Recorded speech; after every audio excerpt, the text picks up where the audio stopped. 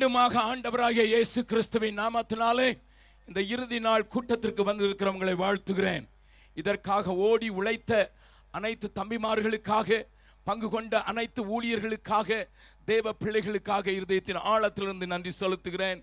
கர்த்தர் அதற்குரிய பலனை அவர்களுக்கு கட்டளையிடுவாராக. இந்த நாட்களிலே ஆண்டவர் நமக்குள்ளே ஒரு பெரிய கிரியை நடத்தி கொண்டு வருகிறதற்காக நன்றி.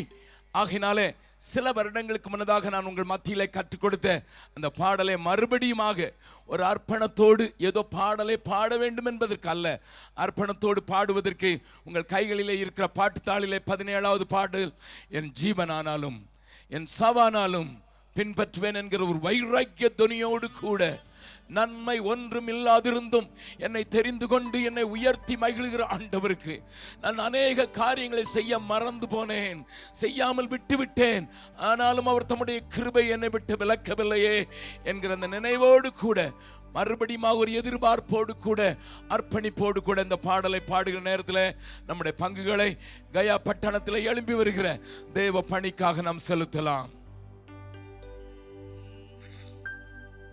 என் ஜீவன் ஆனாலும் சாவானாலும் பின்பற்றுவேன். என் ஜீவன் ஆனாலும் சாவானாலும் பின்பற்றுவேன். நன்மை ஒன்றும் இல்லாதிருந்தும் பின்னையும் நேசித்தீர் என் இயேசுநாதம். நன்மை ஒன்றும் இல்லாதிருந்தும் பின்னையும் நேசித்தீர் என் இயேசுநாதா. என் ஜீவன் ஆனாலும் சாவானாலும் பின்பற்றுவேன். சொல்லுவான் இருதயத்தின் ஆழத்திலிருந்து, என் ஜீவன் ஆனாலும் சாவானாலும் பின்பற்றுவேன்.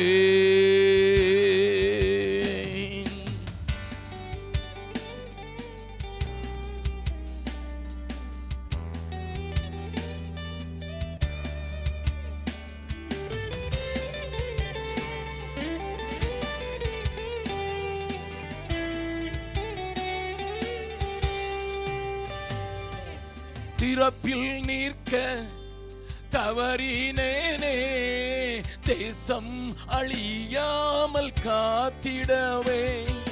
திறப்பில் நிற்க தவறினேனே, தேசம் அழியாமல் காத்திடவே. ஜெப ஆவி ஊற்றி பரிதபிக்க செய்தி, ஜெப ஆவி ஊற்றி பரிதபிக்க செய்தி, மாந்தர்க்காய் உம்முன் நின்றிடவே. என் ஜீவன் ஆனாலும் சாவானாலும் பின்பற்றுவே. என் ஜீவன் ஆனாலும் சாவானாலும் பின்பற்றுவே.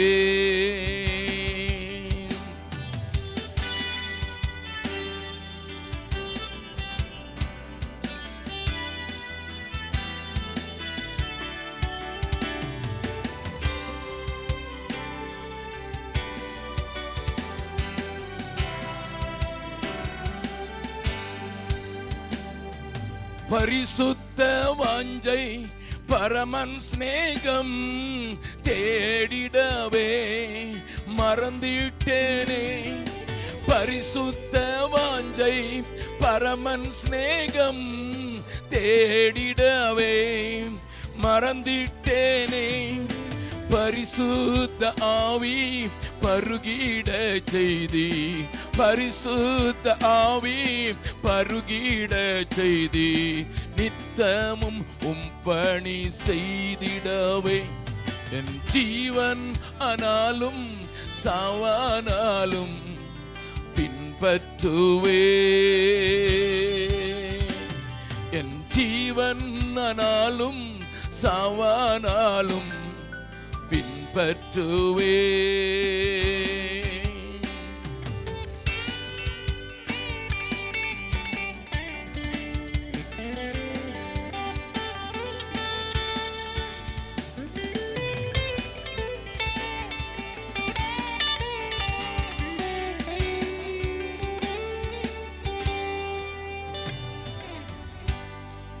சொல்ல மறந்தேன் கல்வாரி சிநேகம் கள்ளனையும் மாற்றும் விந்தை. சொல்ல மறந்தேன் கல்வாரி சிநேகம் கள்ளனையும் மாற்றும் விந்தை. உற்சாக ஆவி தாங்கிட செய்தி, உற்சாக ஆவி தாங்கிட செய்தி. ஊரெங்கும் அன்பை சொல்லிடவே என் ஜீவன் ஆனாலும் சாவானாலும் பின்பற்றுவே. என் ஜீவன் ஆனாலும் சாவானாலும் பின்பற்றுவே.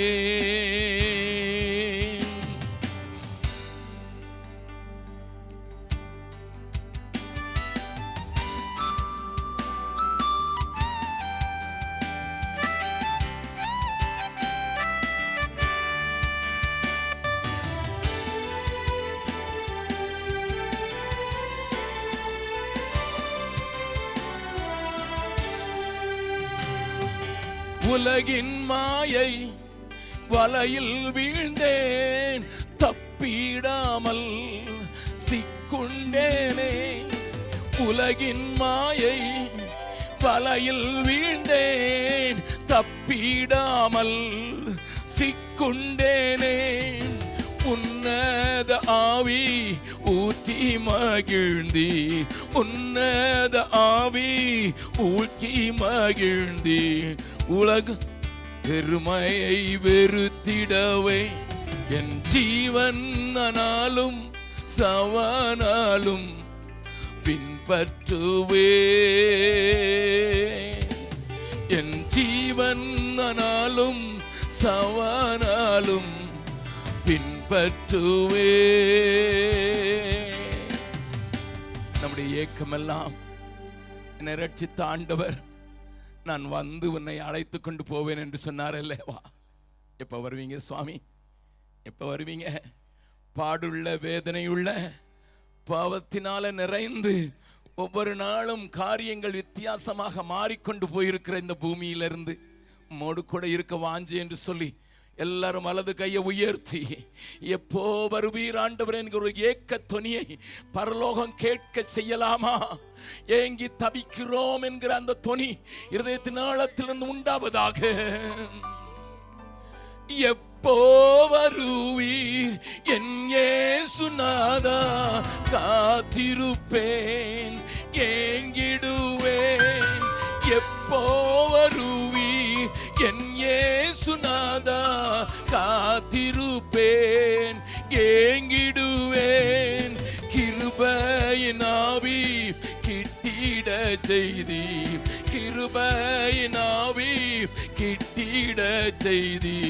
மேகமீதில் உம்மை சேர்ந்திடவே என் ஜீவன் ஆனாலும், கரங்களை அசைத்து சொல்லலாமா?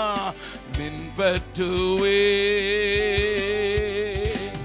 என் ஜீவன் ஆனாலும் சாவானாலும் பின்பற்றுவேன். ஆண்டவருடைய அன்பை உணர்ந்தவர்களாக நன்மை ஒன்றும் இல்லாதிருந்தும் பின்னையும் நேசித்து என் இயேசுநாதாம். நன்மை ஒன்றும் இல்லாதிருந்தும் பின்னையும் நேசித்தீர் என் இயேசுநாதா.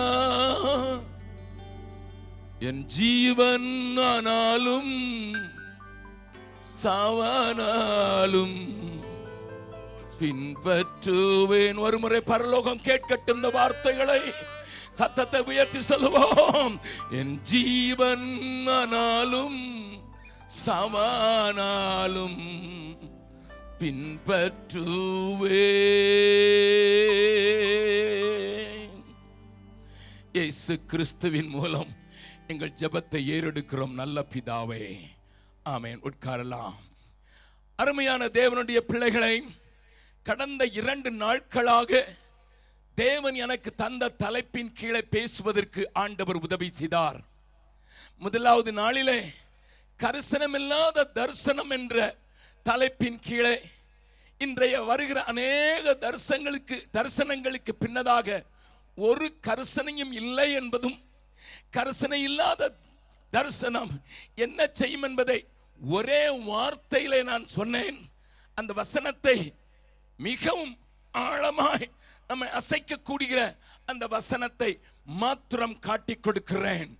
புலம்பலின் புஸ்தகம் 2வது அதிகாரம் 14வது வசனத்திலே அந்த வசனத்தை மறுபடி நீங்கள் தியானிக்கும்படியாக ஞாபகப்படுத்த விரும்புகிறேன். புலம்பலின் புஸ்தகம் 2வது அதிகாரம் 14வது வசனத்தை வாசிக்கலாம். உன் தீர்க்கதரிசிகள் அபத்தமும் வியர்த்தமுமான தரிசனங்களை உனக்காக தரிசித்தார்கள். அவர்கள் உன் சிறையிருப்பை விலக்கும்படி உன் அக்கிரமத்தை எடுத்து காட்டாமல் அபத்தமானவைகளையும் கேடானவைகளையும் உனக்காக தரிசித்தார். உனக்காக, உன்னை திருப்திப்படுத்துவதற்காக, உனக்கு இதமாக இருப்பதற்காக, உன் காதுகளுக்கு இச்சகமான காரியங்களை அவர்கள் தரிசித்தார்கள், சொன்னார்கள். ஆகையினால் நீ சிறையிருப்பிலே மாட்டிக்கொண்டபடியினாலே சபையும் தேசமும் எப்படி சீரழிகிறது என்பதை முதல் நாளிலே நான் காண்பித்து கொடுத்து, ஆண்டவரே, நீர் ஒரு மனிதனுக்கு தரிசனம் தருவீர் என்றால் அது அவனை குறித்தே இருக்கும் என்றாலும் அவன் தேசத்தின் அழிவை விரும்ப மாட்டான் என்று பழைய ஏற்பாட்டில் இருக்கிற யோசேப்பினுடைய காரியத்தை நான் காண்பித்த போது நமக்குள்ளே ஒரு உணர்வை தேவன் கட்டளையிட்டார். நேற்றைய தினத்திலே ஏராளமான பாடல் ஆராதனைகள் நடக்கிறதை நீங்களும் நானும் பார்க்கிறோம். ஆராதனை என்கிற ஒரு பெரிய பிரளயம் போல ஆராதனைக்கு முக்கியத்துவம் கொடுக்கப்படுகிறதுனால தேவ வார்த்தைக்கு அங்கே முக்கியத்துவம் கொடுக்கப்படவும் இல்லை. அந்த ஆராதனை மற்றவர்களுக்கு பரவசமாக இருக்க வேண்டும் என்கிற ஒரே ஒரு காரியத்தை மாத்திரம் மனதில் கொண்டதினால் பரிசுத்தம் மறக்கப்பட்டு போய்விட்டது. தேவ பிரசன்னத்தை குறித்து கவலை இல்லை என்கிற நிலைக்கு சபைகள் தள்ளப்படுகிறதை உணர்த்தும் வண்ணமாக நேற்றைய தினத்தில் பரிசுத்தம் இல்லாத பரவசம் என்கிற தலைப்பின் கீழே வேத வசனத்தை கொஞ்சம் வேகமாக ஆனால் தெளிவாக ஆண்டவர் உங்கள் முன்னதாக கொண்டு வருவதற்கு உதவி செய்தார். இந்த கடைசி நாளிலே ஆயத்தமில்லாத எதிர்பார்ப்பு என்கிற தலைப்பை தேவன் தந்தபடியினாலே நாம் எதிர்பார்க்கிற காரியம் எப்படி இருக்கிறது என்றும் அது எனக்குள்ளே என்ன செய்திருக்க வேண்டும் என்றும் நம்முடைய ஆயத்தம் இல்லாத காரியங்களை இயேசு எப்படி சுட்டி காட்டுகிறார் என்பதையும் இன்றைக்கு உங்களுக்கு காண்பித்து ஆண்டவரை எதிர்நோக்குவதற்கு ஒரு சரியான ஆயத்தத்தை செய்து இந்த மிஷனரி தரிசன கூட்டங்களை நாம் நிறைவு செய்யும்படியாக அவரை நோக்கி பார்க்க போகிறோம். நன்றாய் கவனியுங்கள் அருமையானவர்களே. தெளிவாக வேத வசனத்தை மாத்திரம் அடிப்படையாக கொண்டு நான் இன்றைக்கு கொஞ்சம் வேகமாக மறுபடியும் நேற்றைய தினத்தை போலவே நான் உங்களை வழிநடத்த விரும்புகிறேன். தேவன் உங்களோடு கூட பேசுவார் என்று விசுவாசிக்கிறேன். என் சத்திய வேதம் ஒரு மனிதன் ஆண்டவருக்குள் வரும்போது அவனுக்குள் நடக்கிற சில காரியங்களை துல்லியமாக துணிக்கிறது. 3 நாட்கள் தான், 3 சனிக்கிழமை தான் பவுல் அப்போஸ்தலன் தெசலோனிக்கே பட்டணத்திலே பிரசங்கம் பண்ணினான். only 3 days. அங்கே ஒரு அழகான மற்றவர்களையும் முழு பிரதேசமாகிய அகாயா மக்கதோனியா பிரதேசங்களை அசைக்கக்கூடிய ஒரு மாதிரி சபை எழும்பிற்று. அவனுடைய வார்த்தைகள் அவன் அழகாக பேசினதாக இல்லை. ஏனென்றால் அந்த நிருபத்தை வாசித்து பார்த்தால் உபத்திரவங்கள் வரும் என்று நான் உங்களிடத்தில் இருந்தபோது சொன்னேன் என்று, பரிசுத்த ஆவியினுடைய ஆறுதல் வரும், அதோடு கூட நீங்கள் உங்கள் சொந்த ஜனங்களால் பகைக்கப்படுவீர்கள் என்றும் அவன் எச்சரிப்பு கலந்த ஒரு சுவிசேஷத்தை தான் சொன்னான். கவனியுங்கள், அவன் ஏதோ பூசி மெழுகிறது போல அவன் சுவிசேஷம் சொன்னதாக அவனுடைய நிருபங்களிலே, தெசலோனிக்கே சபைக்கு எழுதின நிருபத்தில் நீங்கள் காண முடியாது. உபத்திரவங்கள் வரும், ஆனாலும் நீங்கள் அதற்கை நீங்கள் எதிர்கொண்டவர்களாக உங்கள் விசுவாசத்திலே உறுதியோடு நிற்க வேண்டும் என்று சொல்லித்தான் பரிசுத்தாவின் சந்தோஷத்தோடு மிகுந்த உபத்திரவத்தின் மத்தியில் கர்த்தரை அந்த ஜனம் ஏற்றுக்கொண்டவர்கள் அவர்களுக்குள்ளே நடந்த காரியத்தை துல்லியமாக சொல்கிறான். அதை வாசிக்கலாம். 1 தெசலோனிக்கேயர் 1 அதிகாரம், தெசலோனிக்கேயர் நிருபம் 1 அதிகாரம் 9, 10 வசனத்தை வாசிக்கலாம். ஏனெனில் அவர்கள் தாமே எங்களை குறித்து உங்களிடத்தில் நாங்கள் அடைந்த பிரவேசம் இன்னதென்பதையும் ஜீவனுள்ள, நன்றாய் கவனிங்கள், ஒரு மனிதன் கிறிஸ்து இயேசுவுக்குள் வரும்போது அவனுக்குள் நடந்த காரியத்தை இந்த தெசலோனிக்கே விசுவாசிகளுடைய வாழ்க்கையிலே அழகா பார்க்கிறோம். ஜீவனுள்ள மெய்யான தேவனுக்கு ஊழியம் செய்வதற்கு நீங்கள் விக்கிரகங்களை விட்டு தேவனிடத்திற்கு மனம் திரும்பினதையும் அவர் மரித்தோரிலிருந்து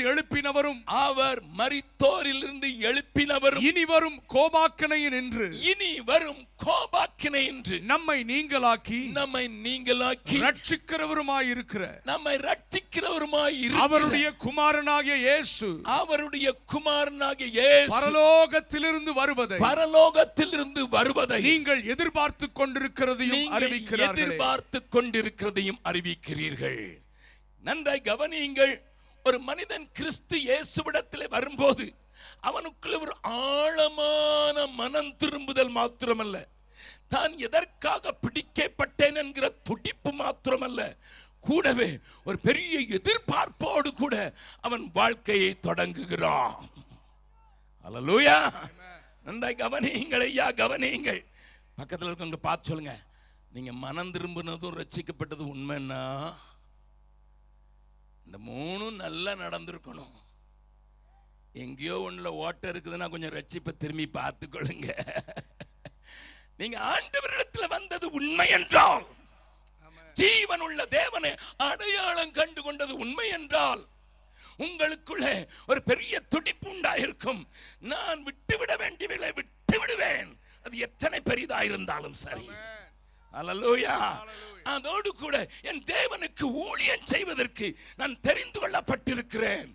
அதோடு நிற்காது, ஒரு பெரிய எதிர்பார்ப்போடு வாழ்வதற்கு எப்பொழுது என் ரட்சகர் திரும்ப வருவார் என்கிற ஒரு எதிர்பார்ப்போடு கூட அவர்கள் வாழ்கிறார்கள்.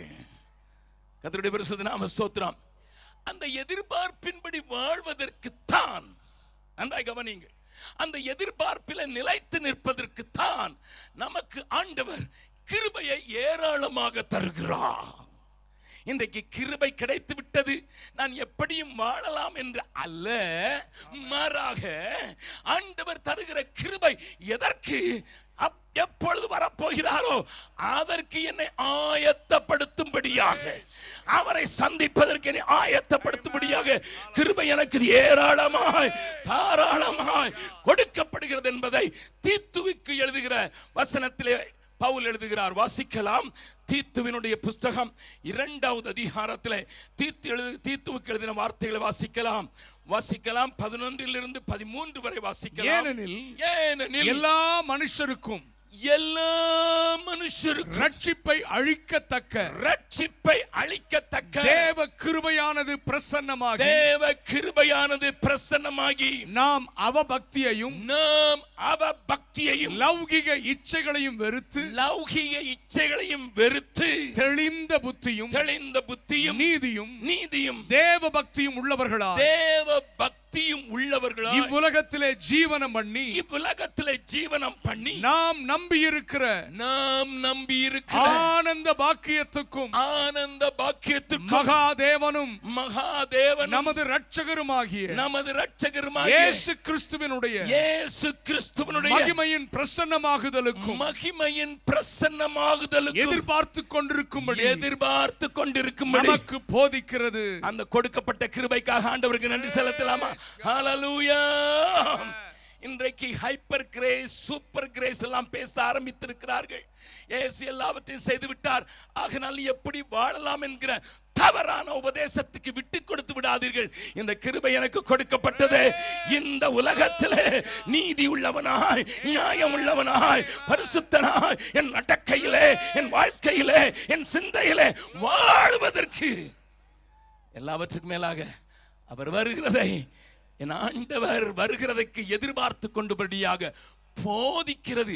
இந்த வசனத்தை வாசிக்கும் போது ஒரு வார்த்தையை கவனித்திருக்கலாம், ஏனெனில். அப்பொழுது அதை புரிந்து கொள்ள வேண்டும் என்றால் கொஞ்சம் பின்னால வாசிக்க வேண்டிய அவசியம் உண்டு. அதை அதிகாரத்தில் வாசிக்கலாம்.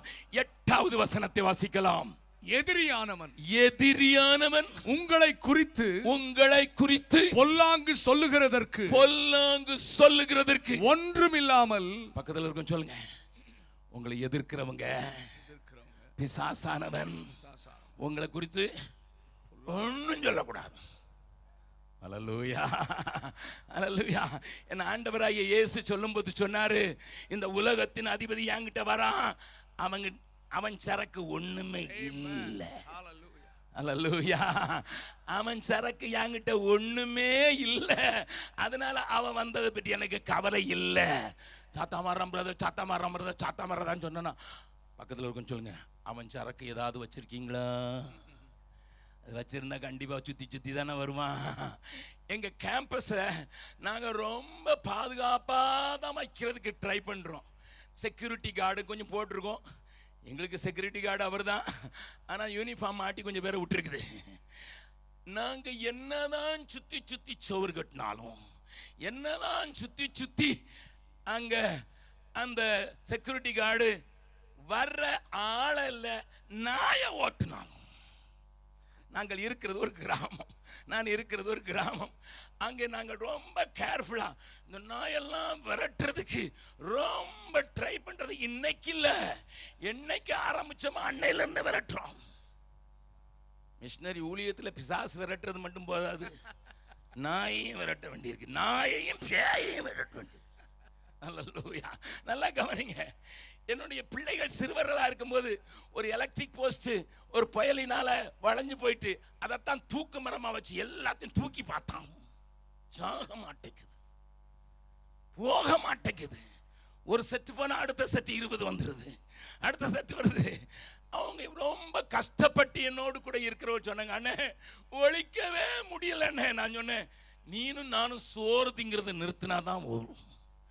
இங்க சோறு தின்னு எச்ச போடுறது வரைக்கும் ஊர்ல இருக்க எல்லா நாயும் உள்ள வரும். என்னைக்கு சோறு இல்லையோ அன்னைக்கு அதுவா போயிரும். ஒரு தம்பி என்னை பார்த்து சொன்னாரு, இது முடியுமாண்ணே? அப்ப முடியாதுன்னா இந்த நாயும் ஓடவே செய்யாதப்பா, அது எங்கேயாவது ஒரு துவாரத்தை கண்டாது உள்ள வந்துடும், எச்சி சோறு திங்கிறதுக்காவது வந்துடும். பக்கத்தில் சொல்லுங்க, உங்ககிட்ட பேய் வருதுன்னா நீ எச்சி சோறு போட்டா கூட அதை திங்கிறதுக்கு வந்துதான் ஆகும்.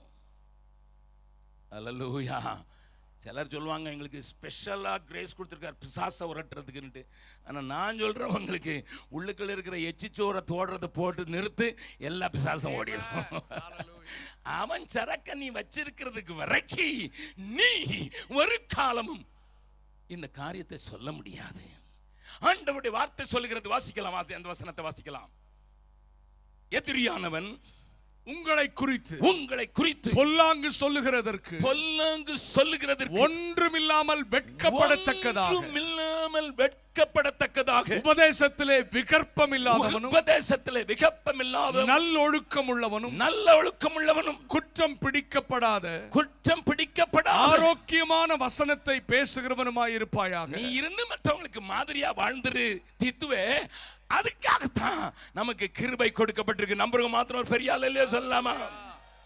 நீ எத்தனை பெரிய பாவியா இருந்தாலும், எத்தனை பாவத்தில் விழுந்தவளாக இருந்தாலும், இந்த ஆண்டவரிடத்தில் வரும்போது அவர் உன்னை கிருபையின் மூலமாக மூடி உன் பழையவைகள் எல்லாம் சமுத்திரத்தின் ஆழத்தில் போட்டுவிட்டு ஆண்டவர் உன்னை தன்னுடைய பிள்ளையாக்கும் போது கூடவே இந்த உலகத்தில் நீ ஜீவனம் பண்ணி எதிரியானவன் உன்னை குறித்து ஒன்றும் சொல்லக்கூடாத அளவுக்கு உன்னை கிருபையினால் மூடுகிற ஒரு நல்ல ஆண்டவர் நமக்கு இருக்கிறார் ஐயா.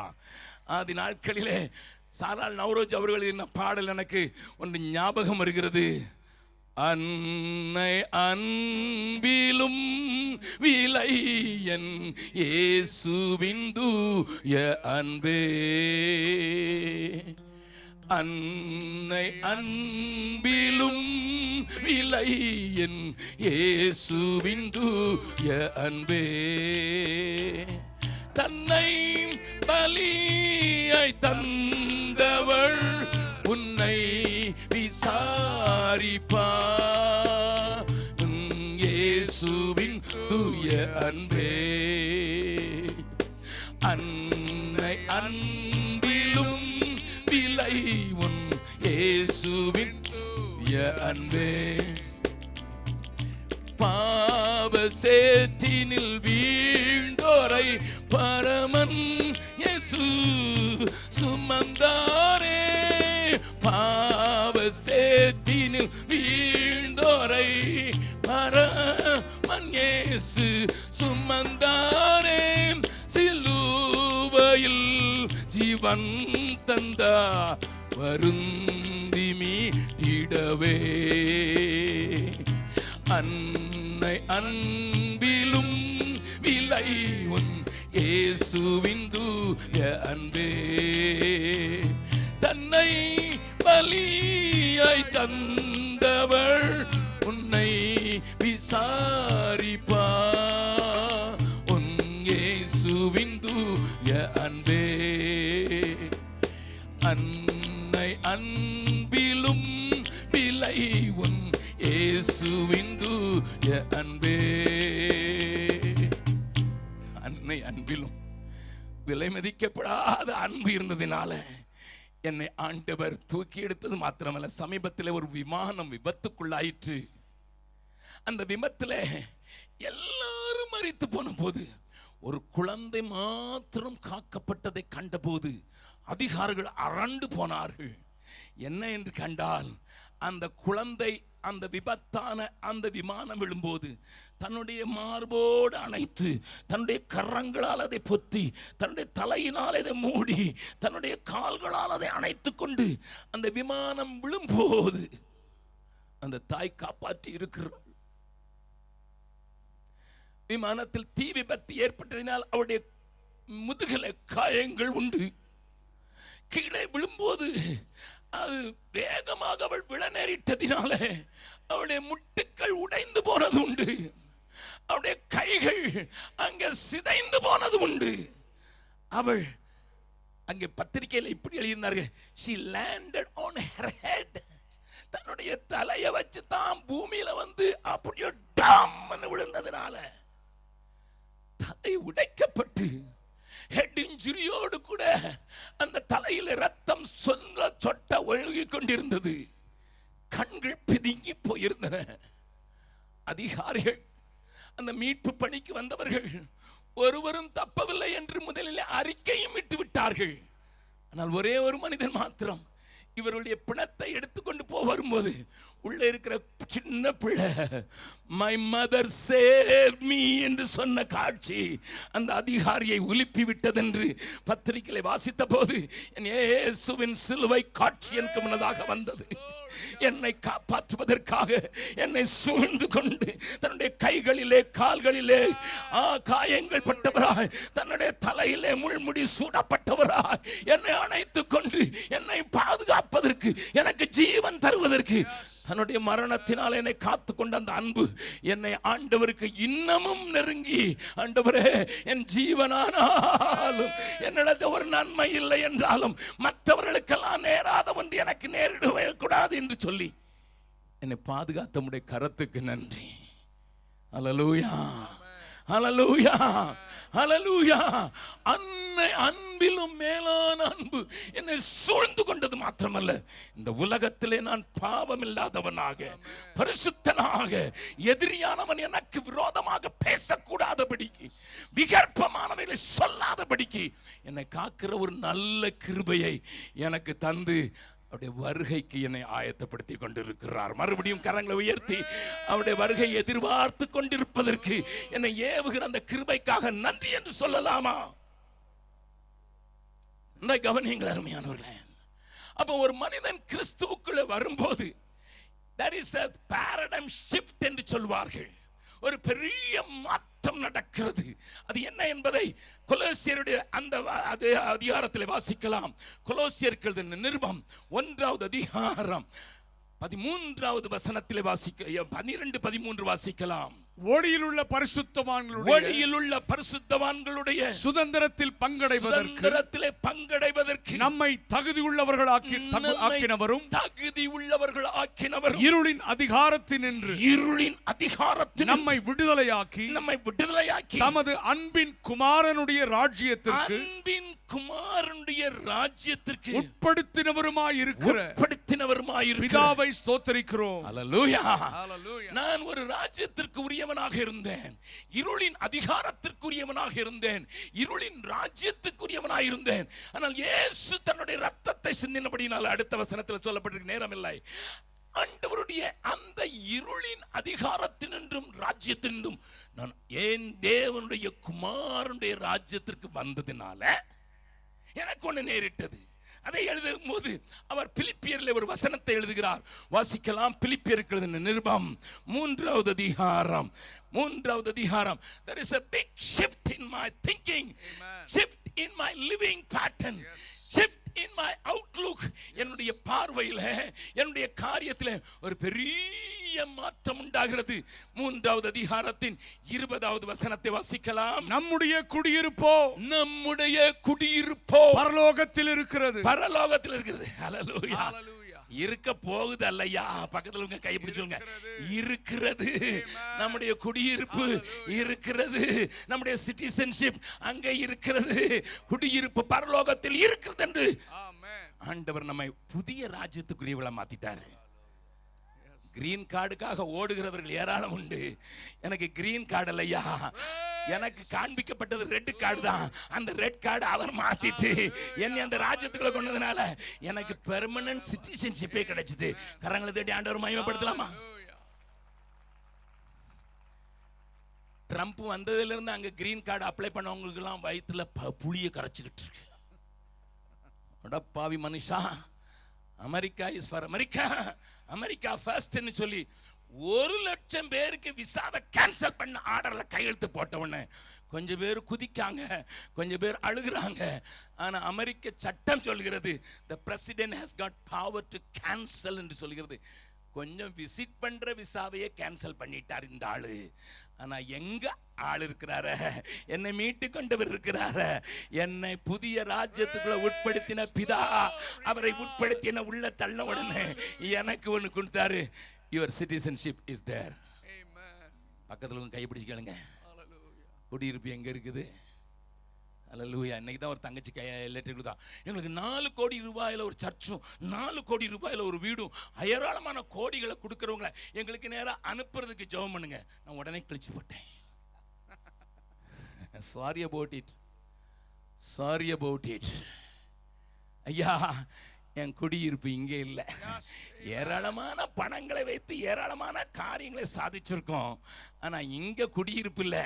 இதெல்லாம் விட்டுட்டு போறதுக்கு தான் வர்றோம். அல்லேலூயா, அல்லேலூயா. பெர்மனண்டான குடியிருப்பை எனக்கு தருகிற ஒரு நல்ல ஆண்டவர் எனக்கு உண்டு. அல்லேலூயா. நல்லா கவனிங்க. நடந்ததான சொல்றேன், நடக்காதது ஒன்றும் சொல்லலை. நடந்ததான் சொல்றேன். நான் ஒன்றும் தீர்க்கதரிசி இல்லை, நடந்ததான் சொல்றேன். நான் ஹிஸ்டரி தான் எழுதுறேன். அல்லேலூயா. வாசிக்கல இப்ப அந்த வசனத்தை. அந்த குடியிருப்பு மாறிட்டதுனால இப்ப எனக்கு என்ன நடந்தது சொல்லலாம். அங்கே இருந்து எனக்கு குடியுரிமை எங்கே கொடுக்கப்பட்டிருக்கிறதோ அங்கே இருந்து கர்த்தராகிய இயேசு கிறிஸ்து என்னும் ரட்சகர் வர எதிர்பார்த்து கொண்டிருக்கிறோம். ஓஹோ, அந்த பேங்க்ல லோன் வருமா, இந்த பேங்க்ல லோன் வருமாங்கிற எதிர்பார்ப்பை காட்டிலும் 100 மடங்கு எதிர்பார்ப்பு. காலையிலே எந்திரிச்சு மேல பார்த்து எப்ப வருவீங்க சுவாமி, எப்ப வருவீங்கன்னு ஒரு எதிர்பார்க்கிற வாழ்க்கையில ஆண்டவர் என்னை தள்ளிவிட்டதுனால பரிசுத்தமா வாழ்கிறது எனக்கு கவலை இல்ல, கஷ்டம் இல்ல. ஏன்னா கிருபை இருக்குது, எதிர்பார்ப்பு இருக்குது. அல்லேலூயா. கிருபை இருக்குது, எதிர்பார்ப்பு இருக்குது. அப்ப எந்த ஒரு சபையும், எந்த ஒரு ஊழியனும், எந்த ஒரு பிரசங்கமும் ஒன்னு அதுக்கு திருப்பலன்னா அவன் வேற என்னமோ செய்றான். If your church, any evangelist, any pastor, any prophet, any apostle, any teacher, and all the ministries, all the missions, if they are not preparing you with this expectation, if you don't ask you to live in this passion, Amen. they are robbing you. Yes. Amen. நல்ல கவனிங்க, நல்ல கவனிங்க.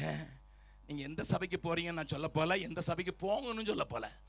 உன்னை இந்த எதிர்பார்ப்போடு கூட வாழ வைக்கிறதற்கும், மற்றவர்கள் குறை சொல்லாமல் உன்னை பாதுகாப்பதற்கும், பரிசுத்தமாய் வாழ்வதற்கும், மற்றவர்களுக்கு முன்பாக சவாலாக வாழ்வதற்கு, வாழ வைக்கிறதற்கு உன்னை வழி நடத்துகிறவர்களை தெரிந்து கொள். அதுவே உனக்கு ஏற்ற இடம் என அங்கதான் சக குடியுரிமை பெற்றவர்கள் இருக்கிறாங்க. அல்லேலூயா. கர்த்தருடைய பரிசுத்த நாமத்துக்கு ஸ்தோத்திரம் உண்டாவதாக. கர்த்தருடைய பரிசுத்த இதைத்தான் பேதுரு சொல்லும்போது சொல்கிறார். வாசிக்கலாம் 2 பேதுருவின் புஸ்தகம், 2 பேதுருவின் புஸ்தகம் 3வது அதிகாரத்தில் பேதுருவிடத்திலையும் கேட்டு பார்க்கலாம். அவர் என்ன சொல்லுகிறார் என்று பார்க்கலாம். 2 பேதுரு 3வது அதிகாரம் 10வது 11வது வசனத்தையும் 12 13வது வசனத்தை வாசிக்கலாம். கர்த்தருடைய நாள், கர்த்தருடைய நாள் இரவிலே திருடன் வருகிற விதமாய் வரும், திருடன் வருகிற விதமாய் வரும். அப்பொழுது வானங்கள் மடமட என்று அகன்று பூதங்கள் வெந்து உருகி பூதங்கள் வெந்து உருகி பூமியும் அதில் உள்ள கிரியைகளும் எரிந்து அழிந்து போகும். இப்படி இவைகளெல்லாம் அழிந்து போகிறதா இருக்கிறபடியினால் நீங்கள் எப்படிப்பட்ட பரிசுத்த நடக்கையும் தேவ பக்தியும் உள்ளவர்களாய் இருக்க வேண்டும். தேவனுடைய நாள் சீக்கிரமாய் வரும்படிக்கு மிகுந்த ஆவலோடே காத்திருங்கள். அந்த நாளில் வானங்கள் வெந்து அழிந்து பூதங்கள் எரிந்து உருகி போகும். அவருடைய வாக்குத்தத்தத்தின்படியே நீதி வாசமாயிருக்கும். புதிய வானங்களும் புதிய பூமியும் உண்டாகும் என்று காத்திருக்கிறோம். அல்லேலூயா. இங்கே பேதுரு தன்னுடைய மரண நேரம் நெருங்கும் போது, தான் இந்த கூடாரத்தை விட்டு போகும்படியான நேரம் வந்துவிட்டது என்பதை அறிந்தபோது அவன் எழுதுகிற கடைசி வரிகள், ஐயா ஆண்டவர் வரப்போகிறபடினால பரிசுத்த நடக்கையை காத்துக்கொள்ளுங்கள். நீ பார்க்கிற இந்த பூமி அழிய போகிற சிந்தையை விட்டு விடாதீர்கள். இதை அனுபவிக்கிற விதமாய் அனுபவிக்காதபடி. பவுலை கேட்டால் சொல்லுவான், உலகத்தை தகாத விதமாய் அனுபவிக்காதபடிக்கு. உலகத்தில் தான் இருக்கணும், நமக்கு சோறு வேணும், நமக்கு ட்ரெஸ் வேணும், நமக்கு போகிறதுக்கு வாகனங்கள் வேணும், நமக்கு குடியிருக்கிறதுக்கு குடியிருப்புகள் வேண்டும், நமக்கு வேலை செய்வதற்கு ஒரு வேலை வேண்டும், நம்முடைய பிள்ளையை படிக்க வைப்பதற்கு நல்ல பள்ளிக்கூடங்களும் கல்லூரிகளும் வேண்டும், இதையெல்லாம் நிறைவேற்றுவதற்கு பணம் வேண்டும். ஆனால் ஏனென்றால் பவுலை கேட்டால் சொல்லுவான். வாசிக்கலாம் 1 கொரிந்தியர் 7வது அதிகாரம், 1 கொரிந்தியர் 7ஆம் அதிகாரம் 29வது 30வது 31வது வசனத்தை வாசிக்கலாம். மேலும் சகோதரரே நான் சொல்லுகிறது என்னவெனில் இனி வரும் காலம் குறுகினதானபடியால் மனைவி உள்ளவர்களும் மனைவிகள் இல்லாதவர்கள் போலவும். என்ன அர்த்தம்? தொடாம வாழணும்னு சொல்றாரா? இல்ல அப்படி சொல்லல. அந்த அட்டாச்மெண்ட் அவ்வளோ அளவோட இருக்கட்டும். எந்த நேரமும் அத்தான்னு பொத்தி வச்சிடாத. அத்தான் சொல்றாரு. வாசிக்கலாம். அழுகிறவர்கள் அழாதவர்கள் போலவும், சந்தோஷப்படுகிறவர்கள் சந்தோஷப்படாதவர்கள் போலவும், கொள்ளுகிறவர்கள் கொள்ளாதவர்களைப் போலவும். இவ்வுலகத்தை அனுபவிக்கிறவர்கள், இதெல்லாம் நான் கொஞ்சம் அழுத்தம் கொடுக்க விரும்புகிறேன். இவ்வுலகத்தை அனுபவிக்கிறவர்கள் அதை தகாத விதமாய் அனுபவியாதவர்களும் அனுபவிக்காதவர்கள் போல இருக்க வேண்டும். நன்றாக கவனிங்கள். நமக்கு ஒரு பெரிய எதிர்பார்ப்பை ஆண்டவராகிய இயேசு தந்திருக்கிறார். வானங்கள் நடுவே வழி பிறக்கும், பூதங்கள் அழிந்து ஒளிந்து போகும்.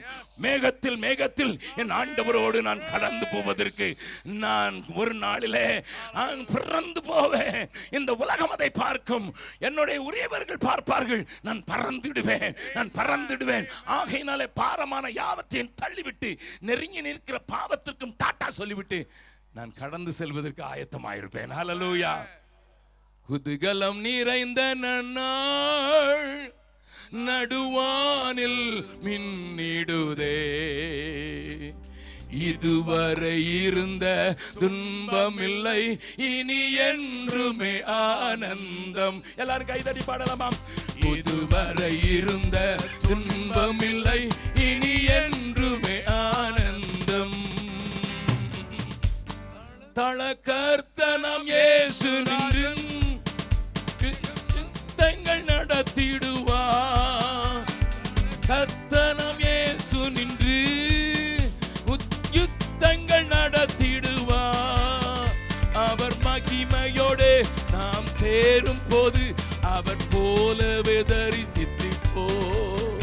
அவர் மகிமையிலே நாம் சேரும் போது அவரை தரிசிப்போம்.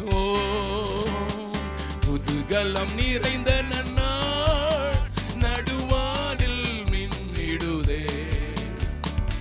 இதுவரை இருந்த துன்பமில்லை, இனி என்றுமே ஆனந்தம்.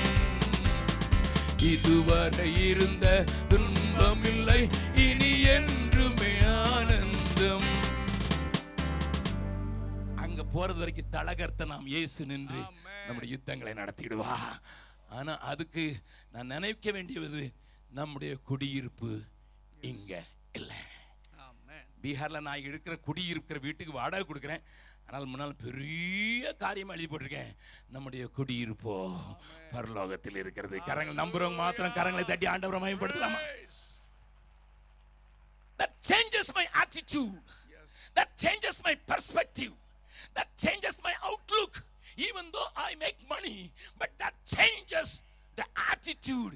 ஏன் சொல்றேன்னு கேட்டா, ஐயா அப்ப பணம் வச்சிருக்கலாம் தப்பா, ஐஸ்வர்யவான் இருக்கிறது தப்பா, காசு இருக்கிறது தப்பா, என்னையா சொல்றீங்க, கொஞ்சம் விளங்க சொல்லுங்கன்னு சொன்னா பவுலையே கேட்கலாம். வாசிக்கலாம் 1 தீமோத்தேயு 6வது அதிகாரம்.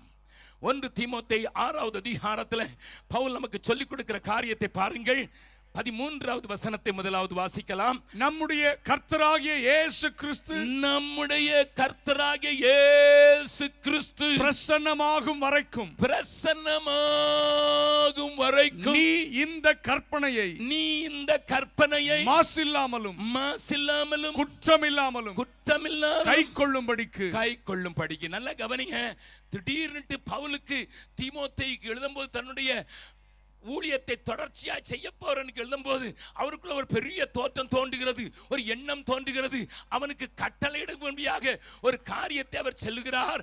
அது என்ன கட்டளை என்பதை 13வது வசனத்திலே ஆரம்பிக்கிறது. மறுபடியும் வாசிக்கலாம். நம்முடைய கர்த்தராகிய இயேசு கிறிஸ்து, நம்முடைய கர்த்தராகிய இயேசு கிறிஸ்து பிரசன்னமாகும் வரைக்கும். நன்றாய் கவனியுங்கள். நம்முடைய கர்த்தராகிய இயேசு என்னை வானத்தில் சேர்த்துக் கொள்வதற்கு பூமியில் இருக்கிற அனைத்து ஜாதிகள் மேலே கண்ணியை போல வருகிறதற்கு நாம் தப்பி மனுஷகுமாரனுக்கு முன்பாக நிற்பதற்கு நம்மை ஆயத்தமாக்குற அந்த பிரசன்னமாகும் வரைக்கும் நீ இந்த கற்பனையை மாசில்லாமலும் குற்றமில்லாமலும் கை கொள்ளும்படிக்கு 19வது வசனத்தினுடைய கடைசி வாசிங்க. அவர்களுக்கு கட்டளையிடு. That word finishes there. நல்லா கவனிங்க. அந்த வார்த்தை அங்கதான் முடியுது. வசனத்தை வாசிக்கும் போது இப்படி வாசிக்க கற்றுக்கொள்ளுங்கள். எங்க ஆரம்பிக்குது, எங்க முடியுது, எதுக்காக சொல்லப்படுகிறது? கட்டளையிடு. எதற்கு கட்டளையிடு? பிரசன்னமாகும் வரைக்கும் எப்படி வாழணும்னு கற்றுக்கொடு. அப்படி சொல்லும் போதே தேவ பிரசன்னமாகும் சொன்ன முன்னே ஆண்டவர் குறித்து நினைவு வந்துட்டு, அதனால தான் இடையில ஒரு 3 வசனம் எழுதியிருக்காரு. அதை வாசிக்கலாம். 14, 15, 16. எல்லாவற்றையும் உயிரோடு இருக்க செய்கிற தேவனுடைய சன்னிதானத்திலே பொந்தியு பிலாத்துவின் முன்னின்று நல்ல அறிக்கையை சாட்சியாக விளங்க பண்ணின கிறிஸ்து இயேசுவுடைய சன்னிதானத்திலேயும் உனக்கு கட்டளையிடுகிறேன். I command you, உனக்கு கட்டளையிடுகிறேன். அவருடைய பிரசன்னம் வரும் வரைக்கும் எப்படி வாழணும்னு சொல்லி கொடுப்பா, இத சொல்லி கொடு, அதற்கு நான் உனக்கு கட்டளையிடுகிறேன்னு சொல்லி அந்த ஆண்டவரை குறித்து கொஞ்சம் விவரிக்கும் போது திடீர்னு அவருக்கு ஆண்டவர் மேல ஒரு பெரிய பத்து, அவருடைய பிரசன்னத்தை வாஞ்சிக்கும் போது போது அவரை குறித்து ஒரு அறிவு உண்டாகிறது. அடுத்த வசனம், அந்த பிரசன்னமாகுதலை தேவன் தம்முடைய காலங்களில் வெளிப்படுத்துவார். அவரே, ஏனென்றால் அவரே நித்தியானந்தமுள்ள ஏக சக்கராபதியும் ராஜாதி ராஜாவும் கர்த்தாதி கர்த்தாவும் ஒருவராய் சாவாமை உள்ளவரும் சேரக்கூடாத ஒளியில் வாசம் மனுஷரில் ஒருவரும் கண்டிராதவரும் காணக்கூடாதவருமாயிருக்கிறவர் அவருக்கே கனமும் நித்திய வல்லமையும் உண்டாயிருப்பதாக. திடீர்னு ஆண்டவரை பாட ஆரம்பிச்சார். ஏன்னா அங்க போறோன்னு சொன்ன உடனே நாட்டைக்குட்டி ஒரு பெரிய விளக்கமே. எப்ப இங்க போறோம் தெரியுமா? ஒருவரும் சேரக்கூடாத ஒளியின் இடத்துல அவர் வாசம் பண்றார். அங்க போறேன் அவர் தான் சாவாமை உள்ளவர், அவர் தான் நிச்சயமான சக்கரபதி. அவரோட சிங்காசனத்தை பார்த்த உடனே அதுல ஒரு துதி இடையில வந்துச்சு. கேரளாவுக்கு போனீங்கன்னா ஒரு வசனத்தை சொல்லிட்டு பிரைஸ்லா என்ன சொல்றான்னு தெரியாது. நம்ம ஆளுங்க அல்லலியா போட்டு அதை மேனேஜ் பண்ணுவாங்க. ஆனா பவுல் அப்படி இல்லை. பரலோகத்தை கொஞ்சம் எட்டி பார்த்துட்டாருனாலே ஆண்டவர் மகிமைப்படுத்த ஆரம்பிச்சிருவாரு. அந்த பிரசன்னமாகுதல் வரும் வரை. அடுத்த வசனத்தை வாசிங்க. இப்பதான் கட்டளை கொடுக்கிற ஆளை குறித்து எழுதி இருக்குது. வாசிக்கலாம். இவ்வுலகத்திலே ஐஸ்வர்யம் உள்ளவர்கள், நல்லா கவனிங்க, பக்கத்துல இருக்க கையை எப்படி சொல்லுங்க. பிரசன்னமாகுதல நீங்க விரும்புனீங்கன்னா, அவருடைய சன்னிதானத்தில் போய் சேரணும்னா, நீங்க ஐஸ்வர்யமானா இருந்தாலும் போகலாம். அதனாலதான் உங்களுக்கு ஒரு கட்டளையும் கொடுத்திருக்கிறாரு. அந்த கட்டளையை கொஞ்சம் நல்லா கவனிச்சீங்க. வாசிக்கலாம். இவ்வுலகத்திலே ஐஸ்வர்யம் உள்ளவர்கள் இருமாப்பான சிந்தை உள்ளவர்களாய் இராமலும். கையில காசு சேர்ந்தாலே கொஞ்சம் ஆள் நிமிர்ந்து நடப்பாரு, கொஞ்சம் மற்றவங்களை மதிக்க மாட்டாரு, எல்லாரையும் காசை கொடுத்து வாங்கிடுவார். உங்க தமிழ்நாட்டில் இது ஏராளமா இப்ப நடந்துகிட்டு இருக்குது. வியாபாரம் படுஜோர். பக்கத்து சொல்லுங்க, தமிழ்நாட்டில் வியாபாரம் படுஜோர். எல்லாரையும் காசை கொடுத்து வாங்கியாச்சு. ஒருத்தனும் மீதி இல்லாம காசை கொடுத்து வாங்கியாச்சு. ஆமா ஆமா ஆமா. வாசிக்கலாம். அந்த ஐஸ்வர்யவான்களை குறித்து வேதம் சொல்ற அழகான காரியத்தை கொஞ்சம் பாருங்க. நிலையற்ற ஐஸ்வர்யத்தின் மேல் நம்பிக்கை வையாமலும் நாம் அனுபவிக்கிறதற்கு, ஆண்டவர் தான் கொடுத்தாரே, நான் அனுபவிக்கிறதற்கு சகலவித நன்மைகளையும் நமக்கு சம்பூர்ணமாய் கொடுக்கிற ஜீவனுள்ள தேவன் மேல் நம்பிக்கை வைக்கவும் நன்மை செய்யவும் நற்கிரியைகளில் ஐஸ்வர்யவான்களாகவும் தேவன் நம்மை நம்பி கொடுத்து சம்பூர்ணமாய் கொடுத்திருக்கிற அந்த ஐஸ்வர்யத்தை நன்மை செய்வதற்கும் நற்கிரியைகளில் ஐஸ்வர்யவான்களை ஆக்குவதற்கும் தாராளமாய் கொடுக்கிறவர், உதார குணமுள்ளவர்களாய் இருக்கவும், நித்திய ஜீவனை பற்றிக் கொள்ளும்படி வருங்காலத்திற்காக தங்களுக்கு நல்ல ஆதாரத்தை பொக்கிஷமாக வைக்கவும் அவர்களுக்கு கட்டளையிடு. பக்கத்துல கையை பிடிச்சு சொல்லுங்க. பணம் ஆண்டவர் கொடுத்தாருன்னா சோத்திரம், ஐஸ்வர்யம் கொடுத்தாருன்னா சோத்திரம், ஏராளமா கொடுத்தாருன்னா சோத்திரம், சம்பூர்ணமா கொடுத்தாருன்னா சோத்திரம், ஒருவருக்கு இல்லை என்று சொல்லாதவர் கொடுத்தா சோத்திரம். ஆனா எதுக்கு கொடுக்காருன்னு மட்டும் கேட்டுங்க. இங்க இருந்து அங்க டிரான்ஸ்ஃபர் பண்றதுக்கு. அல்லேலூயா. பக்கத்துல இங்க இருந்து அங்க டிரான்ஸ்ஃபர் பண்றதுக்கு. அல்லேலூயா. பக்கத்துல கேளுங்க, எப்ப டிரான்ஸ்ஃபர் பண்ண போறீங்க? அல்லேலூயா. எப்பையா டிரான்ஸ்ஃபர் பண்ண போறீங்க? அந்த கடைசி வசனத்தை மறுபடியும் வாசிக்கலாம். வெஸ்லி. இவ்வுலக நன்மை செய்யவும் நித்திய ஜீவனை பற்றிக் கொள்ளும்படி வருங்காலத்திற்காக தங்களுக்கு நல்ல ஆதாரத்தை பொக்கிஷமாக வைக்கும் அவர்களுக்கு கட்டளையிடு. நம்ம ஆளுங்களுக்கு கொஞ்சம் காசு வந்துட்டா என்ன வரத்து வர்றான்.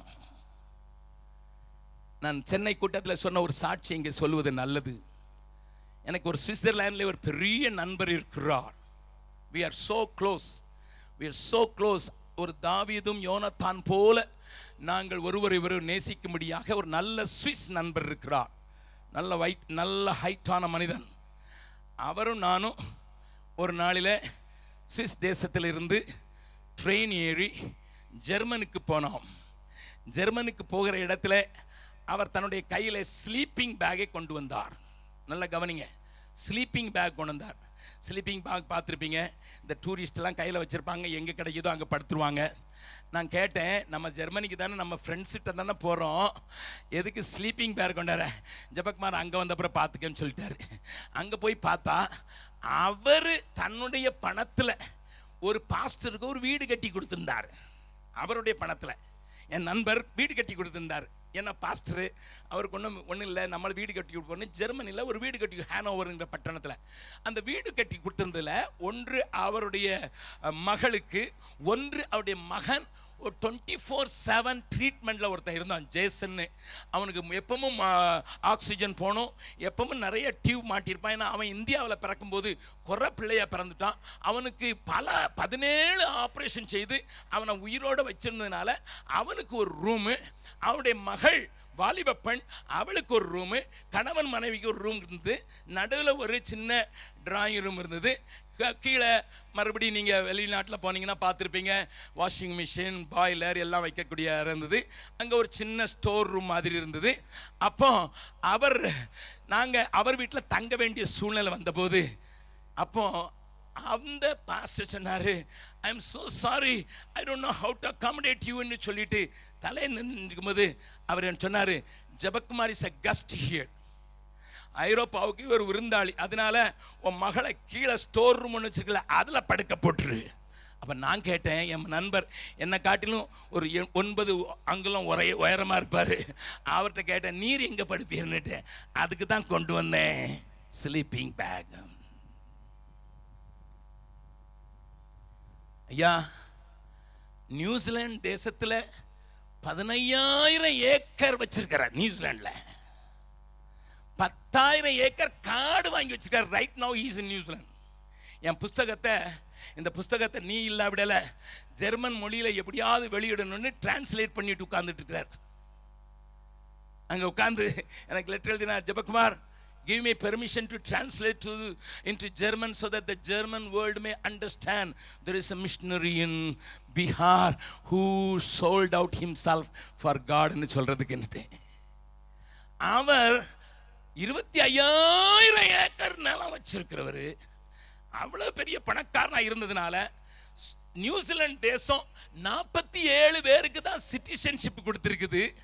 47 பேருக்கு தான் அவங்க போய் குடியேறதுக்கு.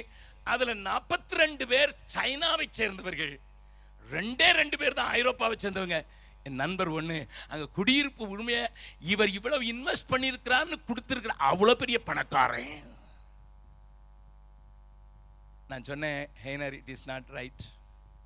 நீர் படுக்கையில் படும், நான் அந்த டிராயிங் ஹாலில் அந்த ஸ்லீப்பிங் பேக்கை உபயோகப்படுத்திக் கொள்கிறேன். நான் சின்ன ஆள், நீர் ஹைட்டாக இருக்கிறேன். அவர் சொன்னார், Jebakumar, you are a guest here. It is our duty to honour you. You occupy the daughter's room.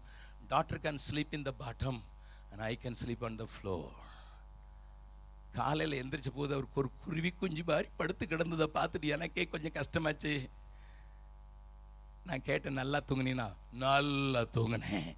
நான் கேட்டேன், அது எப்படி முடியுது? நம்முடைய குடியிருப்போ பரலோகத்தில் இருக்குது.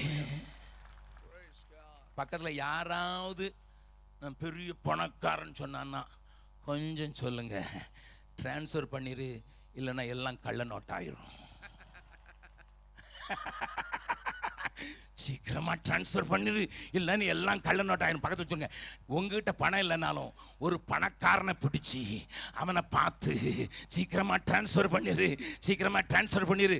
ஏன்னா மோடி 8ஆம் தேதிக்குள்ளன்னு சொன்னார், மறுபடியும் 30ஆம் தேதிக்குள்ளன்னு சொன்னார். இப்போ ஜூன் மாதம் 30ஆம் தேதி. அது மாதிரி ஆண்டவரும் கொஞ்சம் தள்ளி தொள்ளி போட்டுக்கிட்டே வராரு. ஆண்டவர் உனக்காக தான் தள்ளி போட்டுருக்கார், சீக்கிரம் டிரான்ஸ்ஃபர் பண்ணிட்டு, இல்லைன்னா இந்த பூமி வெந்துருகி சாம்பலாகுமே, சிந்தித்து மனம் திரும்பி அவரை அண்டிக்கொள். இந்த பூமி வெந்துருகி சாம்பலாகுமே, சிந்தித்து மனம் திரும்பி அவரை அண்டிக்கொள். நிறைவுடன் ஓடிவா விண்ணினில் சேரவே, வேகமாய் வேகமாய் வேகமாய். அந்த நாள் இன்ப இன்ப இன்ப நாள், எங்கள் இயேசுராஜன் வானில் தோன்றும் நாள். ஹல்லேலூயா ஹல்லேலூயா ஹல்லேலூயா ஹல்லேலூயா ஹல்லேலூயா ஹல்லேலூயா. அந்த நாள் இன்ப நாள். பக்கத்துல உங்க நல்ல வாசிச்சு சொல்லுங்க, அந்த நாள் தான் இன்ப நாள். என் இயேசு வானத்தில் தோன்றுறான். சரி, இப்போ ஆயத்தமாக வேண்டும் என்கிற எதிர்பார்த்து கொண்டிருக்கிற நாம் அதற்குரிய ஆயத்தமா இருக்கிறோம்ங்கிறத மட்டும் கொஞ்சம் காட்டி கொடுத்துறேன். இயேசு இந்த உலகத்தில் வந்தபோது வேதபாரகர்கள் இருந்தார்கள், நியாய சாஸ்திரிகள் இருந்தார்கள்.